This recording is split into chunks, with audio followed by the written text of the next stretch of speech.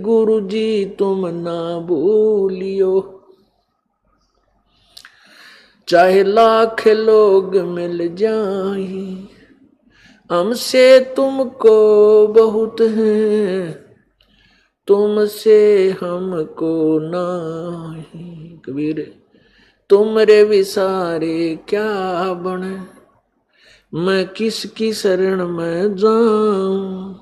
Shiv brunch मुनि नारदा इनके हृदय न समाऊं। अब गुण किए तो बहुत किए, करत न मानी आरे। बावे बंदा बख्श दियो, बावे गर्दन उतार। अब गुण किए तो बहुत किए, करत न मानी आरे। बावे बंदा बख्श दियो, बावे गर्दन उतार। अब गुण मेरे बाप जी बख्शो गरीब नवाजे। जो मैं पूत कपूत हूँ बड़े पिता को लाज। मैं अपराधी जन्म का नक सिख बड़े विकार।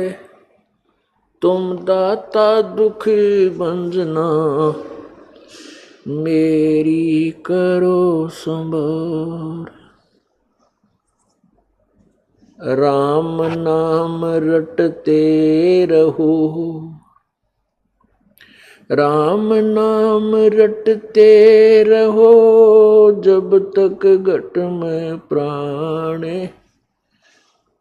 कब हो तो दीन दयाल के भनक पड़ेगी कान। कबीर लूट सको तो लूटियो, राम नाम की लूटी। पीछे फिर पछताओगे, प्राण जाएंगे छूट। नहीं भरोसा देह का, विनस जावे छन माही। श्वास उश्वास में नाम जपो हो, और यतन कछु नाही। श्वास उश्वास में नाम जपो, व्यर्थ श्वास मत खो। ना जाने इसे श्वास को, आवण हो के न हो। वो पृथ्वी पति चकवे गए, जिनके चक्र चलंत। रावण सरीखे कौन गिने, ऐसे गए अनंत। सर्व सोने की लंका होती, रावण से रणधीरम। एक पलक में राज विराजी, वो जम के पड़े जंजीरम। मन तो सुख के सागर बसरे, भाई और न ऐसा यस रे। मन तू सुख के सागर बसरे, भाई और न ऐसा यस रे। परम पिता परमात्मा सर्व सृष्टि रचनहार कुल मालिक कबीर देव कबीर प्रभु अल्लाह कबीर अल्लाह अकबीर हक्का कबीर गॉड कबीर, ये वही परमेश्वर है जिसने सर्व ब्रह्मांडों की रचना की और जिसने सर्व जगत की उत्पत्ति की। ये वही परमात्मा है जो आज से लगभग 600 वर्ष पूर्व बनारस में भारतवर्ष की पवित्र भूमि पर एक शिशु रूप धारण करके सन 1398 संवत 1455 में एक कमल के फूल पर लहर तारा तालाब में शिशु रूप धारण करके प्रकट हुए थे। और उस लीला में शरीर में जब वो बड़े हुए तो जुलाहे का कार्य करते थे, जिस कारण से वो धानक जाति से धानक जुलाहा कहलाए। वो परमात्मा हम सभी पुण्यात्माओं के, सभी आत्माओं के, चाहे आज कोई चींटी बना है, हाथी बना है, पशु पक्षी, जल के जीव जंतु बने हैं, राजा बना है, देव बने हैं, महादेव बने हैं, ब्रह्मा विष्णु महेश बने हैं, इन सभी आत्माओं के वो कुल मालिक हैं, वो हमारे परम पिता हैं।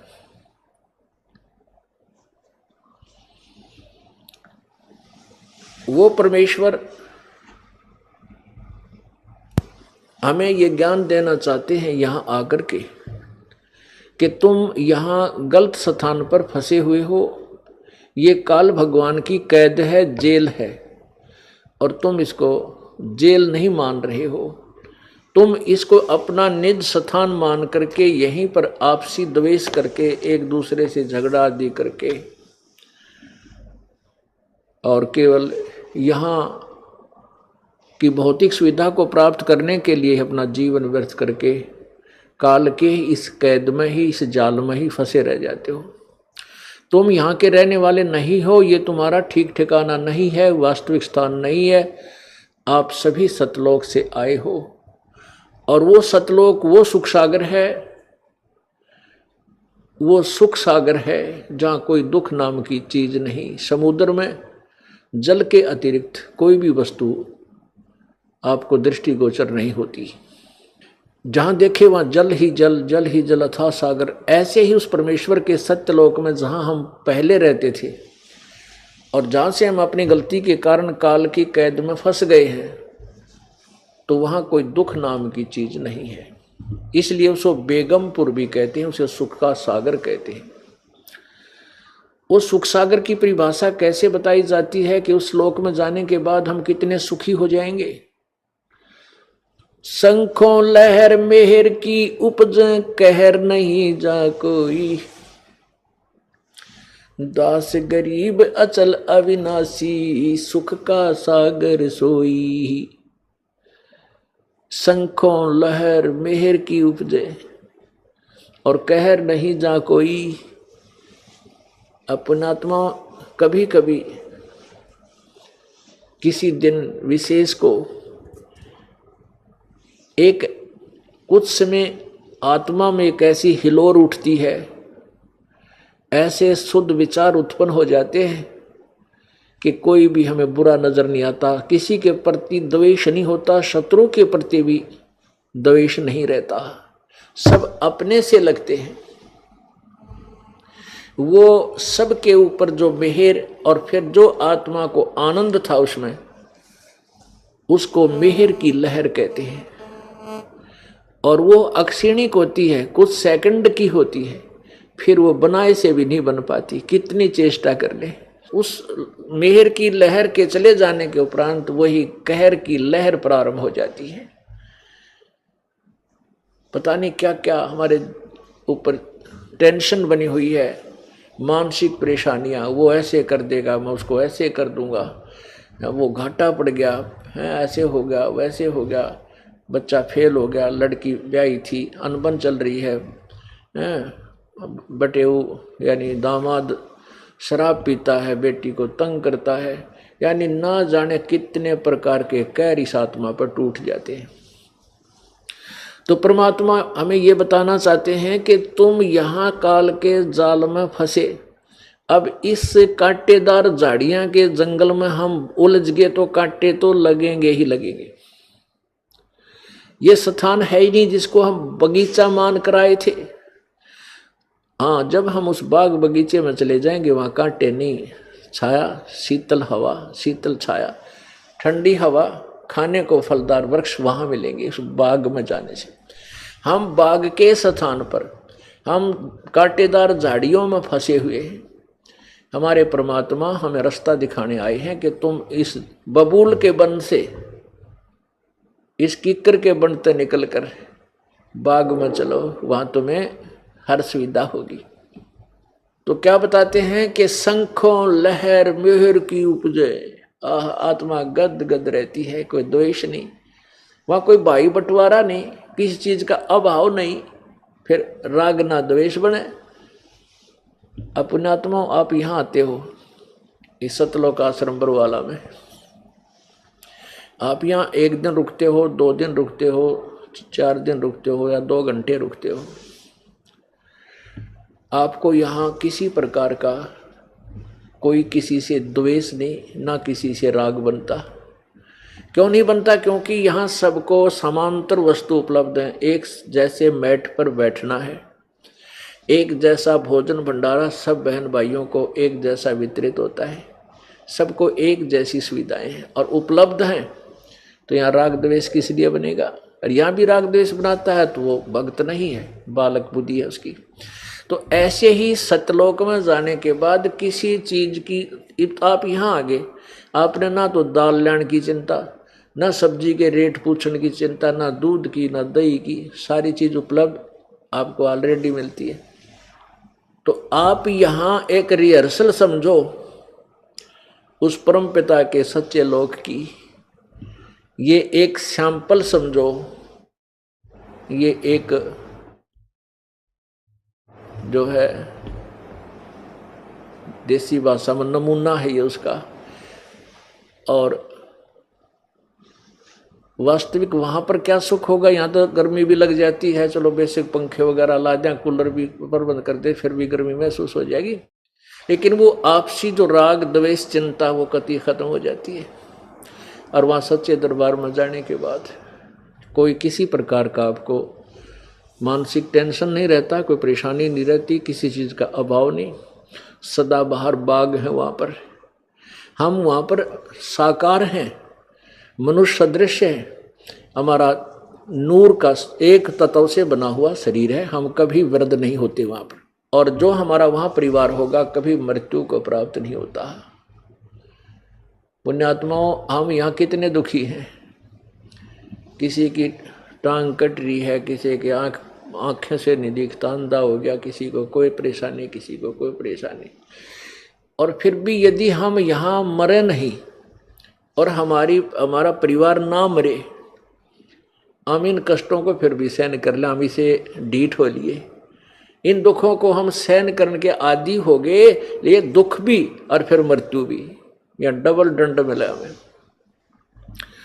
डबल दंड मिल रहा है। तो पुण्यात्माओं, सतलोक में जाने के बाद यहाँ तो मृत्यु होगी ही होगी, ये तो डेफिनेट है, यहाँ तो आप रह नहीं सकते, चाहे यार कितने सतर्क रह लो और कितने यहाँ पर जो है ना चिपक लो इनके अपनी संपत्ति और संतान का, नहीं रह सकते।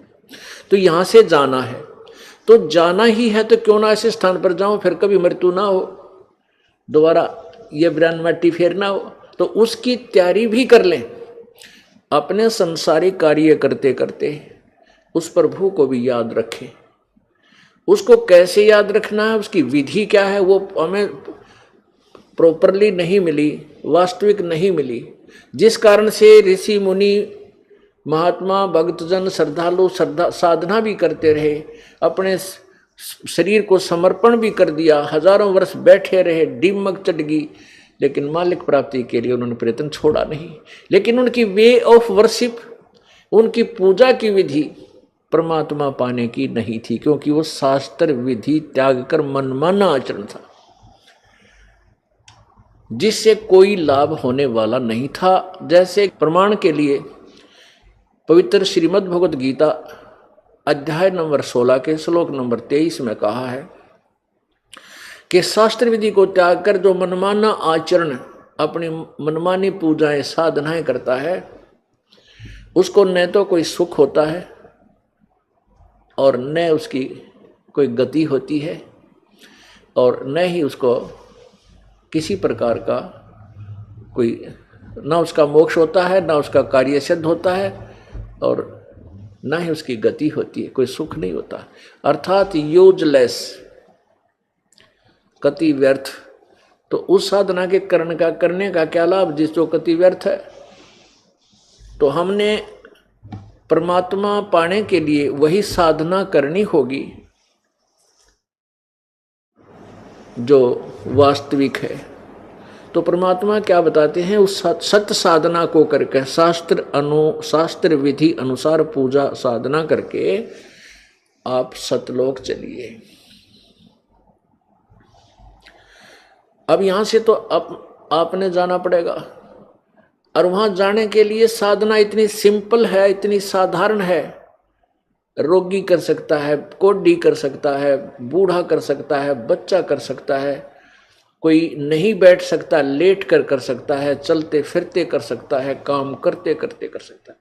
हम परमात्मा की भक्ति में रुचि क्यों नहीं लेते थे? क्योंकि हमने ये सोच रखा था कि परमात्मा पाने के लिए हमें बहुत समय देना पड़ेगा अलग से।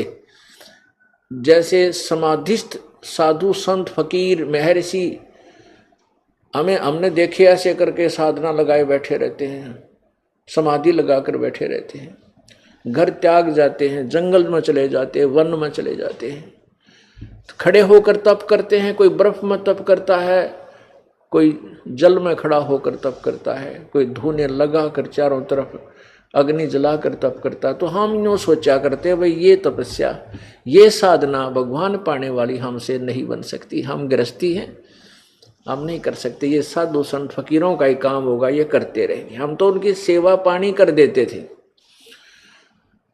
अब पता चला कि वो साधना तो करने की थी नहीं जो साधु संत करा करते। परमात्मा क्या बताते हैं, डिंब करें डूंगर चढ़े ये अंदर झीनी झूले, जग जाने बंदगी करें ये बोवें सूल बबूले। डंब करें, दम्ब माने लोग दिखावा, ढोंग करते हैं, ये ऊंचे स्थान पर बैठ जाते हैं ताकि दूर तक मैं दिखाई दूं मैं क्या कर रहा हूं, ताकि मेरे से आकर्षित हो, मेरे पास आवे, मेरी महिमा बन जाए। दंभ करें डूंगर चढ़े, डूंगर कहें ऊंची टीलों पर, बड़े पहाड़ पर, और अंदर झीनी झूले, अंदर वो वस्तु नहीं है जिसकी जो होनी चाहिए, वो वस्तु उसको नहीं मिली। और दुनिया भक्त जन जग जाने बंदगी करे, जनता सोचे ये भक्ति करता है, यो बोवे सूल बबूले। शास्त्र विरुद्ध साधना करके इंसान तप से क्या बनता है, राजा बनता है, और राजा बन करके वो फिर कोरे अन्याय करता है, पाप करता है, बहुत जो है पाप इकट्ठे कर लेता है। तप से राज में बदमानम, और जन्म तीसरे शुक्र सवानम। ओहो, तपेश्वरी सो राजेश्वरी, राजेश्वरी सो नरकेश्वरी। जो जितना अधिक तप कर रहा है उसने उतना ही अधिक समय तक उसको राज्य प्राप्त होगा, और उतने ही अधिक समय तक फिर वो नरक में रहेगा। जो अधिक समय राज्य करेगा उतना ही अधिक समय उसका नरक का बनेगा। पुण्यात्माओं, ये परमात्मा की वाणी है, विधान है, उन्हीं के द्वारा बताया हुआ, ये असत्य नहीं हो सकता। हम ना माने वो हमारी अपनी सूझबूझ है, अपनी सोच है। अब जैसे कोई कानून को नहीं मानता है, ना माने, लेकिन जिस दिन वो कानून के चक्कर में आएगा उस दिन पता लग जाएगा ये कानून जो खंड कर दिया। जब तक वो कानून नहीं तोड़ रहा है और वैसे कह रहा है, जिस दिन तोड़ देगा उस दिन कानून का पता लग जाएगा। ऐसे ही जो परमात्मा की गलत साधनाएं कर रहे हैं ये बाद में बहुत पश्चाताप करते हैं, बहुत रोते हैं, फिर कुछ नहीं बन पाता। उसमें परमात्मा कहते हैं, आछे दिन पाछे गए और गुरु से किया ना हेत, अब पछतावा के एक रचड़िया चुगी खेत। तो अब समय है, मानो शरीर है, आप में बुद्धि दी है परमात्मा ने, आप जी इस दास के द्वारा दिए गए विचारों को सदग्रंथों से मेल कर सकते हैं। और जो सदग्रंथों में लिखा वो सत्य है। किसी ने दंत कथा बना करके अपनी सोच की कोई पुस्तक सदग्रंथों का नाम लेकर के उस लिखी हुई है और वो सदग्रंथों से नहीं मिलती है, तो वो साधना त्यागने योग्य है, उसको त्यागना पड़ेगा। जैसे पवित्र श्रीमद् भगवत गीता अध्याय नंबर 16 के श्लोक 24 में कहा है कि अर्जुन, जो कर्तव्य कर्म और अकर्तव्य कर्म, जो भक्ति मार्ग के करने योग्य साधनाएं हैं, कर्म हैं, क्रिया हैं और न करने वाली है, वो भी सदग्रंथों से ही तू मेल कर, किसी की दंत कथा पर विश्वास मत कर। तो पुण्यात्माओं, अब हम शिक्षित हैं, सदग्रंथ अपने पास है, और जैसा भी उन संस्कृत के ज्ञाताओं ने ज्ञान था, उन्होंने कुछ अनुवाद भी कर रखा है। अब उस अनुवाद के उनके द्वारा किए हुए अनुवाद में बहुत ढेर सारी त्रुटियां भी हैं, उसके पश्चात भी सच्चाई ऊपर है। क्योंकि कहते हैं चोर चुरावे तुंबड़ी और गाड्डे पानी में, वो गाड्डे हुआ ऊपर आवे न, सच्चाई छनी ना।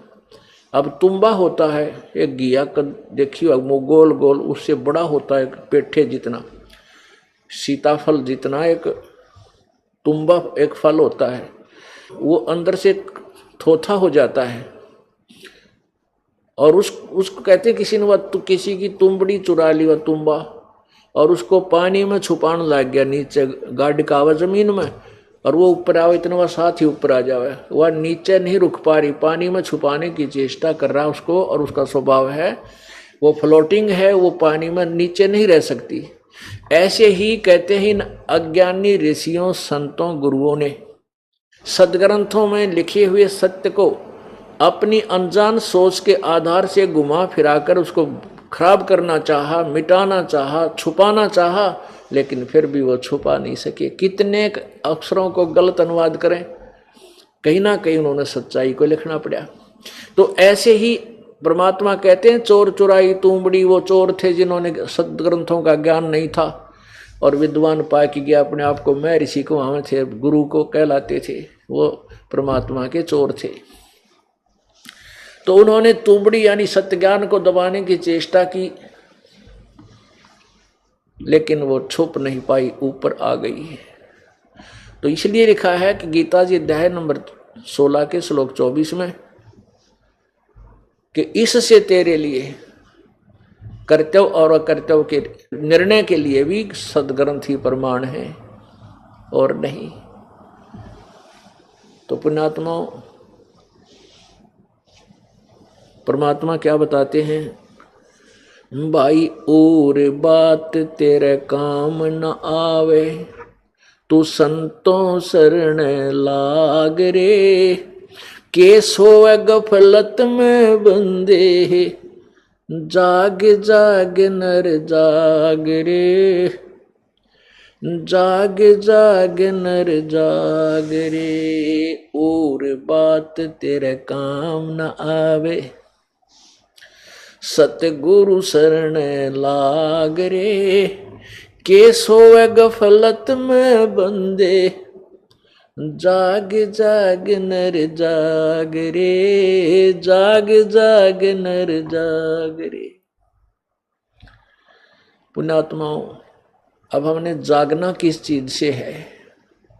हम अज्ञान अंधेरे में और मोह ममता की नींद में सोए पड़े हैं। हम इस झूठे सुख को सुख मान रहे हैं।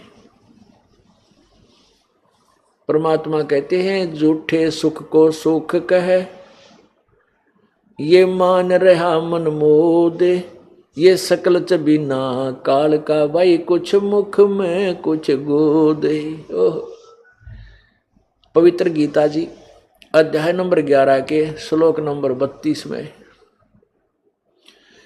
गीता ज्ञान दाता ये ब्रह्म, काल रूपी ब्रह्म श्री कृष्ण जी के शरीर में प्रेतवत प्रवेश करके, प्रेत की तरह, और कह रहा कि अर्जुन मैं काल हूं, मैं काल हूं, काल अस्मि, और मैं सबका नाश करने के लिए परवर्त हुआ हूं। पुण्यात्मा, एक तो ये बात विचारनी है कि श्री कृष्ण काल नहीं थे। यदि श्री कृष्ण काल होते तो पहले भी कभी कहते मैं काल हूं, या उसके बाद कभी कहा हुआ, गीता जी के ज्ञान के बाद कभी कहा हो मैं काल हूं?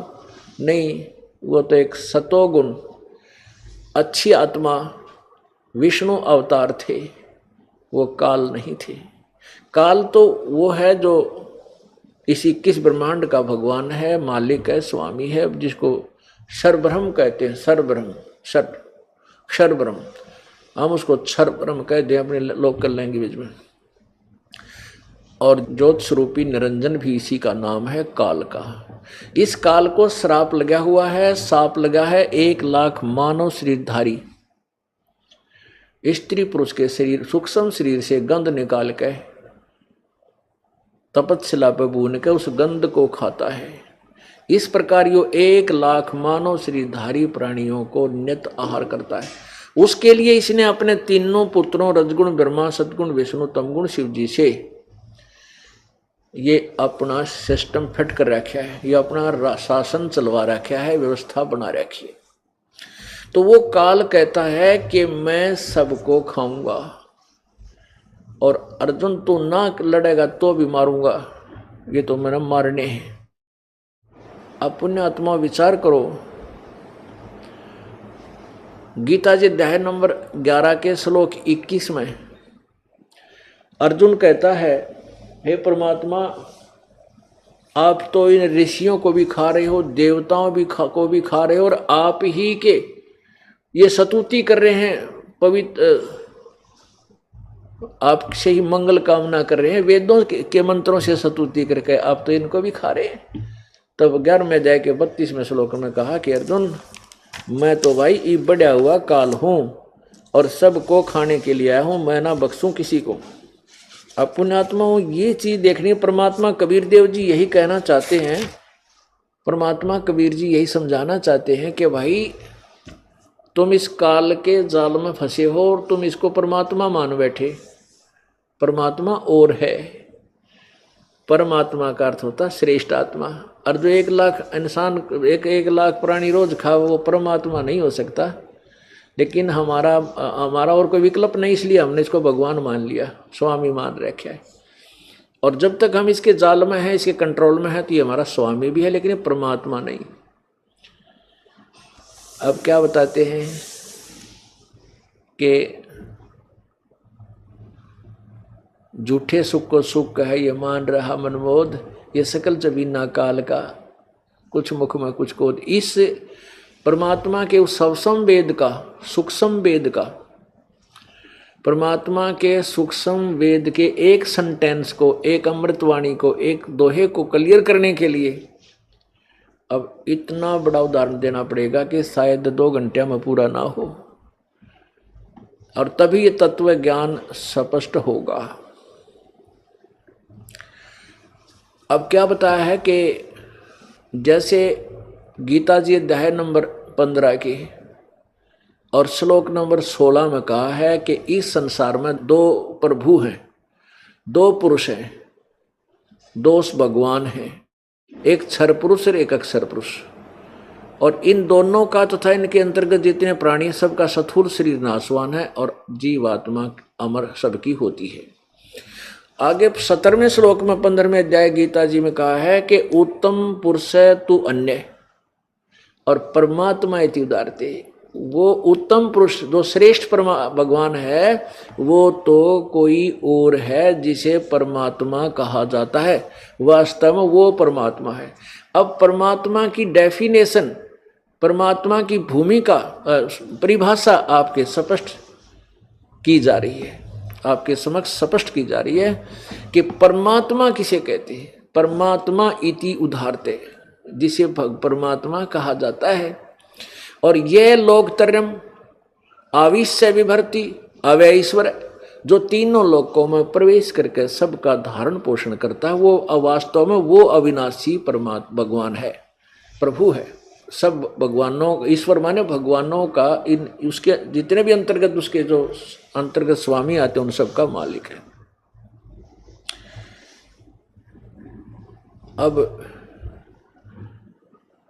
गीता जी अध्याय नंबर 15 के श्लोक नंबर 16 और 17 में 3 परमात्मा प्रमाणित हैं, लेकिन उन 2 को, सरपुरुष को और अक्षर पुरुष को, इनको परमात्मा नहीं कहा।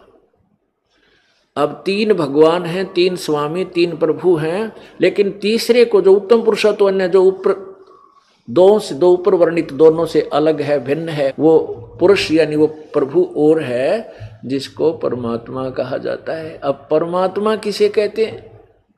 अब यहां आना। अब जैसे कसाई बकरे पालता है,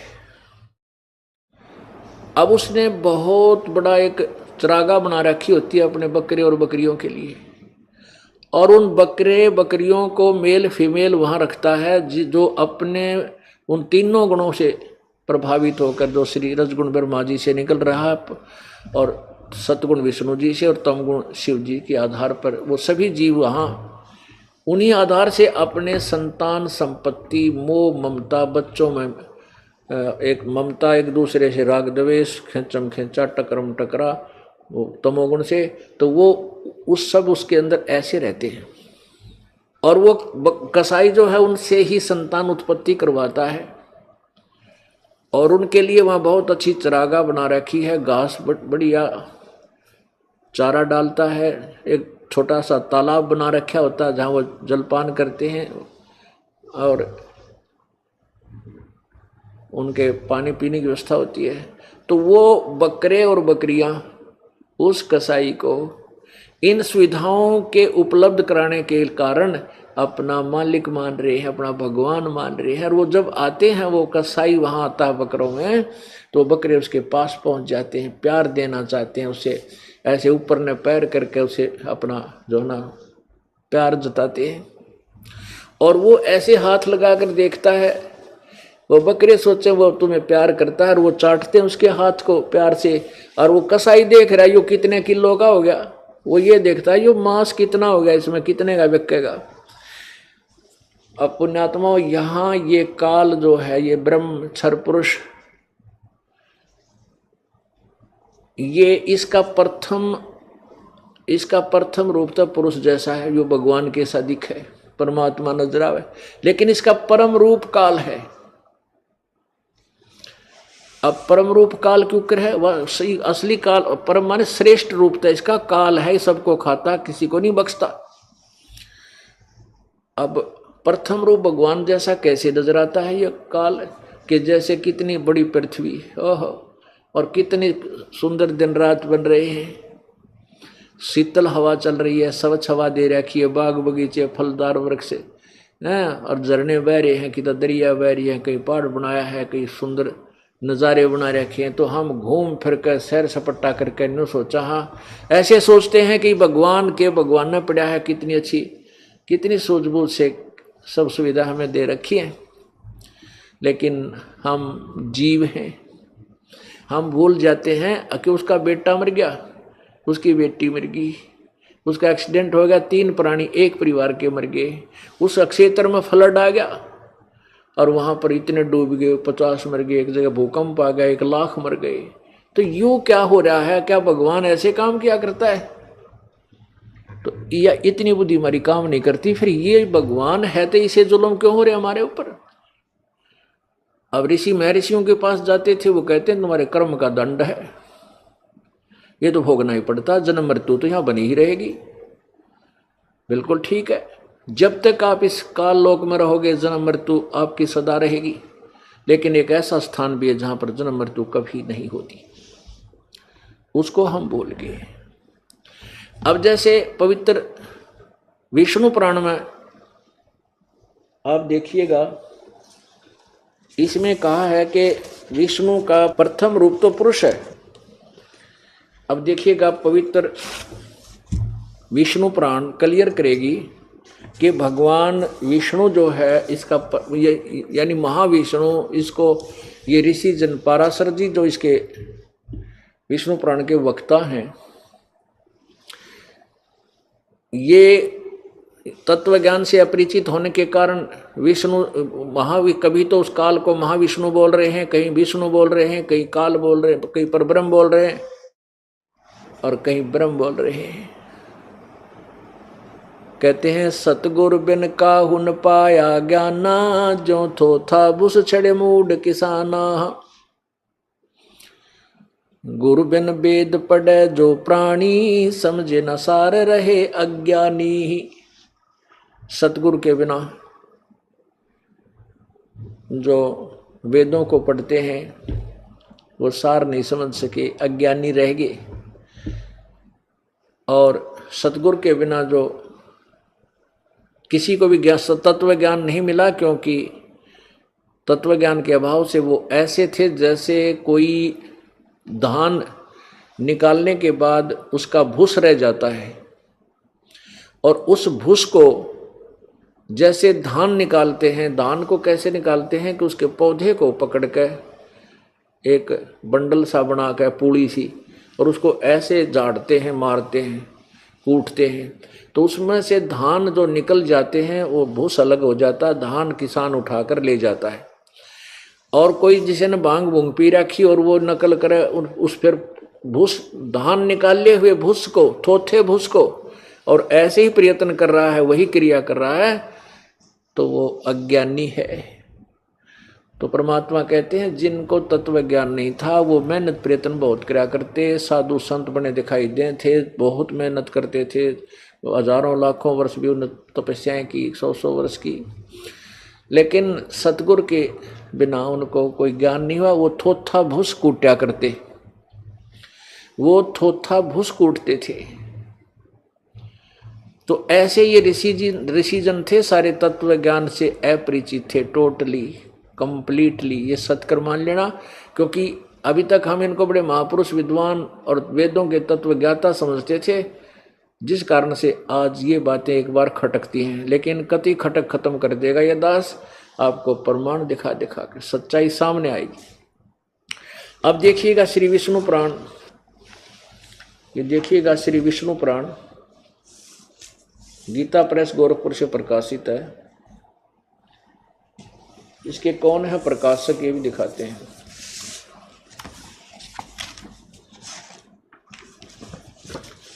श्री विष्णु पुराण सचित्र हिंदी अनुवाद सहित, अनुवादक है श्री मुनि लाल गुप्त। और ये कहाँ से प्रकाशित है? प्रकाशक एवं मुद्रक हैं गीता प्रेस गोरखपुर, गोविंद भवन कार्यालय कोलकाता का संस्थान। इसके अध्याय नंबर 2 प्रथम अंश और अध्याय नंबर 2 श्री विष्णु पुराण प्रश्न नंबर 4 पे, यहाँ ये नीचे। अब पाराशर जी कह रहे हैं कि हे द्विज, किसी को ज्ञान देते हुए, परब्रह्म का प्रथम रूप पुरुष है, अव्यक्त और व्यक्त उसके अन्य रूप हैं, तथा काल उसका परम रूप है। ये परब्रह्म का प्रथम रूप। ये परब्रह्म किसे कहते हैं? ये काल को न समझ करके इसको कहीं ब्रह्म कहते हैं, कहीं परब्रह्म कहते हैं, कहीं विष्णु कहते हैं, कहीं महाविष्णु कहते हैं। अब ये समझिए कि हे द्विज, परब्रह्म का प्रथम रूप पुरुष यानी भगवान जैसा है, अव्यक्त और व्यक्त उसके अन्य रूप है, तथा काल उसका परम रूप है।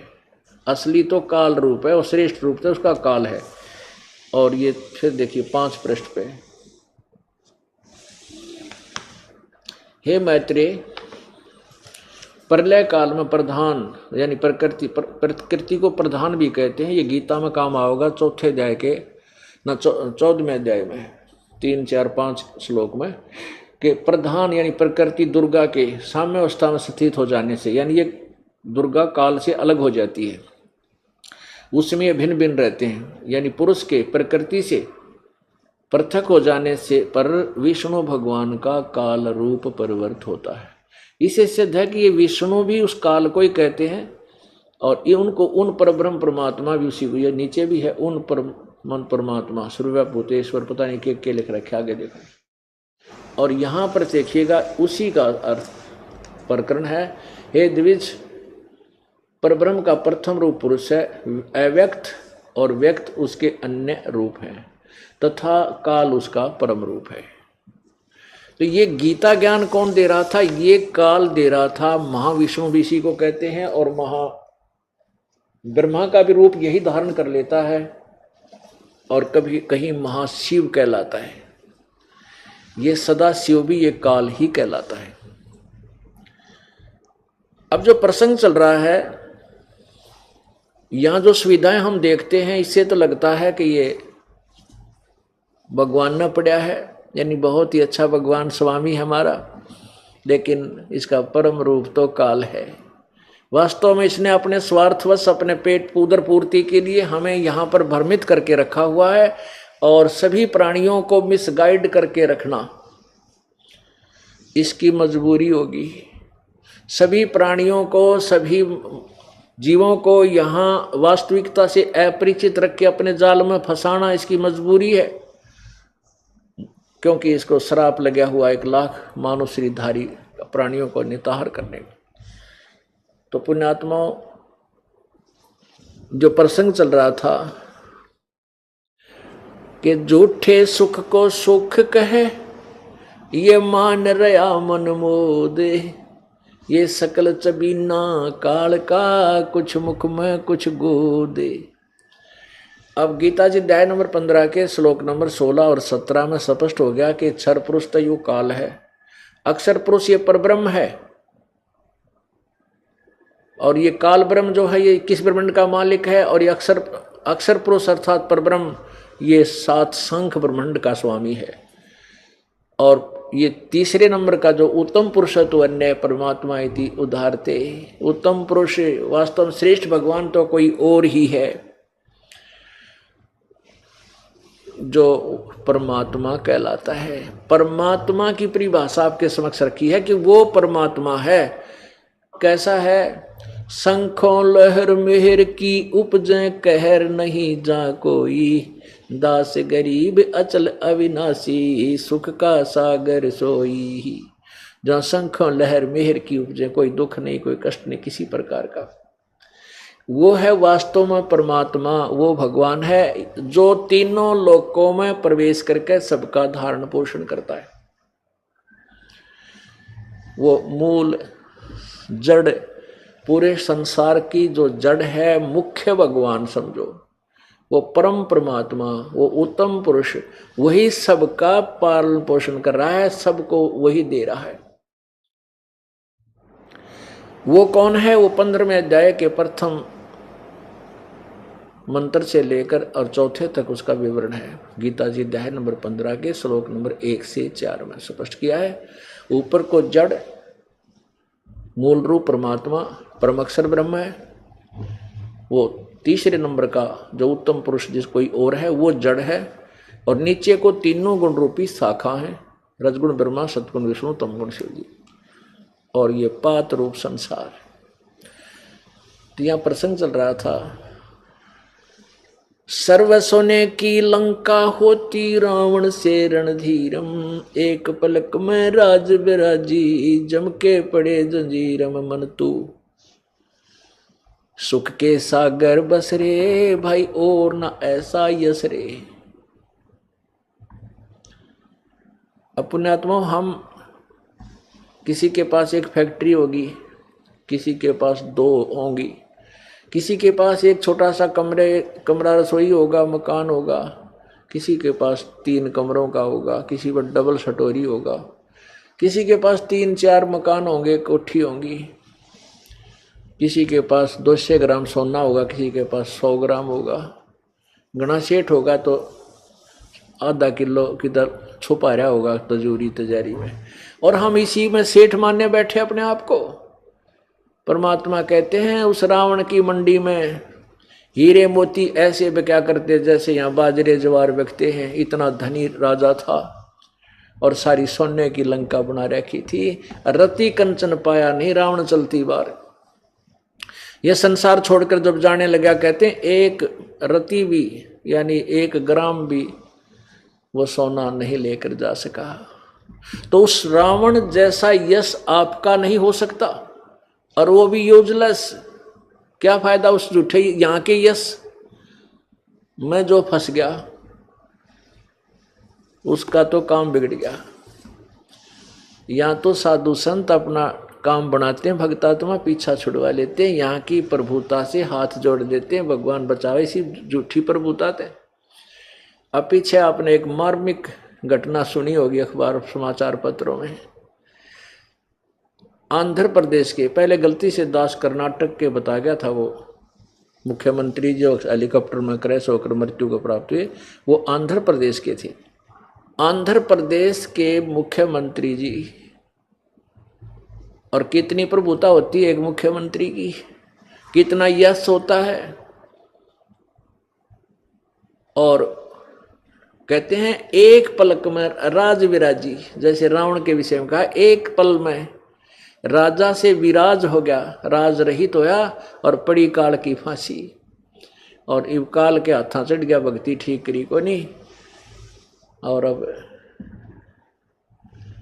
पशु पक्षी योनियों में जाएगा, वहाँ कोई नहीं साथ होगा, ना कोई मंत्री होगा, ना कोई रीडर होगा, ना कोई सलाहकार होगा, एकला पिटेगा वहाँ पर। ये कोई भी प्राणी है जो भक्ति नहीं करके गया।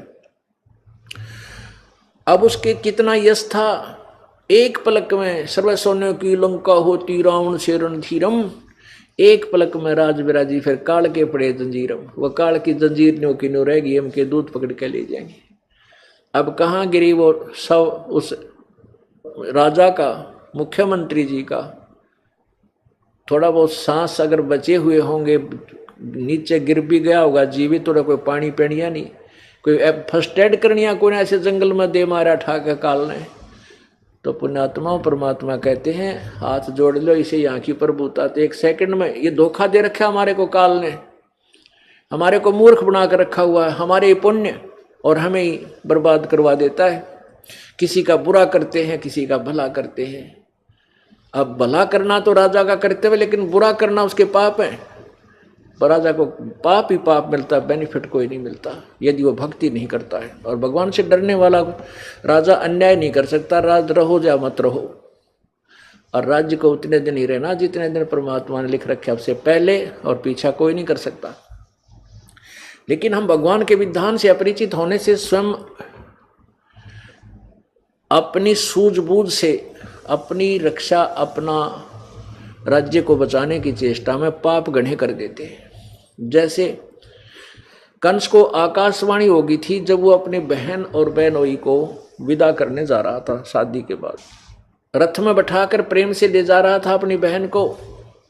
आकाशवाणी होगी कि तेरी बहन से के गर्भ से तेरे को मारने वाला उत्पन्न होगा, 8वीं संतान जो होगी तेरे को मारने वाला उत्पन्न होगा।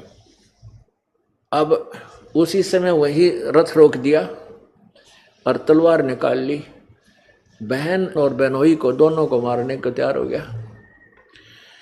तब उन्होंने हाथ पैर जोड़ दिए कि आप बहन को मत मार, पाप लगेगा।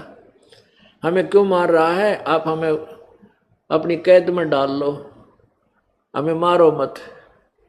तो इस बात पर उसका सलाह हुई, इस बात के ऊपर उनका फैसला हुआ कि जितनी भी संतान हमारी होगी उनको तू मार देना, हमें ना मारे दे। हमें जीव कितना प्यारा है अपना, अपनी जान हमें कितनी प्रिय है कि हमने अपनी संतान को भी उसको देना मंजूर कर दिया कि हमें ना मारना, हमें छोड़ दे। अब वो होना ही था ऐसा। तो उसने, कंस ने दोनों अपने बहन और बहनोई को अपनी कैद में, कारागार में डाल दिया। और जो भी पुत्र या पुत्री हुई उसी को काट दिया, मार डाला। इसलिए कि अपना जीवन रक्षा के लिए, अपने राज्य को बचाए रखने के लिए। उसको कोई समझाने वाला होता कि कंस मृत्यु तो तेरी होगी, कोई संत होता और उसको मुंह तोड़ के कह देता कंस तेरी मृत्यु होगी। और भगवान की आकाशवाणी को तू श्रेष्ठ सत्य मान रहा है कि 8वीं संतान से तेरी मृत्यु होगी, तो उसको तू कैसे टाल सकता है? क्या तू भगवान से बड़ा है? या तो इस आकाशवाणी को सत्य मत मानने जान दे तेरी बहन को। अगर सत्य मान रहा तेरी मृत्यु होगी होगी, और ये पाप इकट्ठे मत कर रहे। अब बुद्धि देखो कि कैसे बिक जाती है। राजा कितना अहंकारी अभिमानी बन जाता है, मैं ये कर दूंगा, मैं ये कर दूंगा, मैं ऐसा प्रबंध कर दूंगा। ना, यह भूल है प्यारे तेरी। जिस दिन कालबली का चक्कर चलेगा तू तो क्या, तेरे फरिश्ते भी नहीं जान सकते तू कहाँ मरेगा और कैसे मरेगा। अब उसने अपने राज्य को, अपने जीवन को बचाए रखने के लिए बहन के सारे पुत्र व पुत्रियां मारी।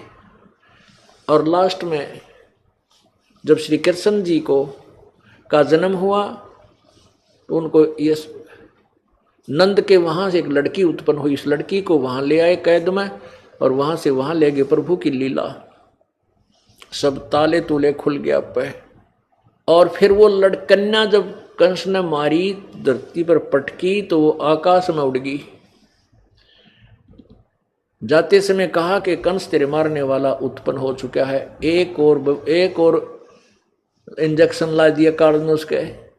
उसने कंस ने क्या किया, आसपास के नवजात शिशुओं को कत्ल करवा दिया कि ना जाने कित पैदा हो गया होगा। आसपास के बेटे और बेटियों को, लड़कियों को जो 2-4 साल 5-4 वर्ष के थे, उनको कत्लेआम करवा डाला। कितना पाप इकट्ठा कर लिया, और अंत में मर कर रहा और आज रहा नहीं।